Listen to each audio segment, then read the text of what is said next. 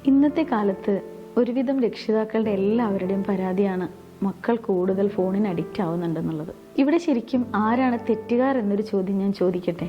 ഞാനൊരു ഉദാഹരണം പറയാം. എൻ്റെ അടുത്ത് വന്ന ഒരു രക്ഷിതാവിൻ്റെ പരാതിയാണ്. അവരുടെ മോള് +2 പഠിക്കുന്ന കുട്ടിയാണ്. ആ കുട്ടി ദേഷ്യം പിടിച്ചിട്ട് ഫോൺ എറിഞ്ഞ് പൊട്ടിച്ചു എന്ന്. വളരെ വില പിടിച്ച ഫോണാണ്. അങ്ങനെ ആ കുട്ടി റിയാക്ട് ചെയ്യാൻ എന്തായിരുന്നു കാരണം? അമ്മ ആ ഫോണിന് റെസ്ട്രിക്റ്റ് ചെയ്തതായിരുന്നു കാരണം.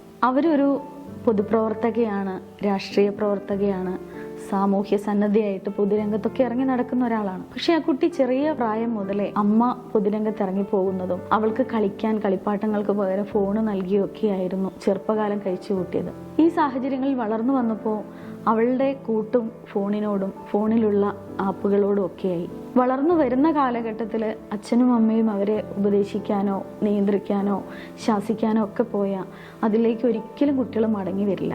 കാരണം അവരുടെ ചെറുപ്പകാലഘട്ടം മുതൽ അവരൊറ്റയ്ക്കായി എന്ന തോന്നലിൽ നിന്ന് അവരെ രക്ഷിച്ചത് ആ ഫോണും അതുപോലെയുള്ള മീഡിയാസിലുള്ള പല ആപ്ലിക്കേഷൻസും ആയിരുന്നു.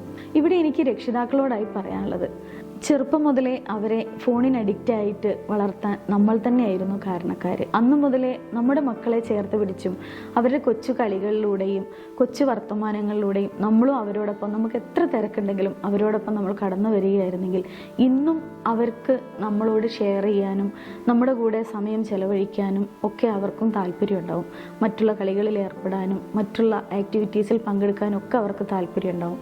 ഒരു പരിധിവരെ ഫോണിൽ നിന്നും മക്കളെ രക്ഷിക്കാൻ നമുക്ക് രക്ഷിതാക്കൾക്ക് മാത്രമേ സാധിക്കുകയുള്ളൂ.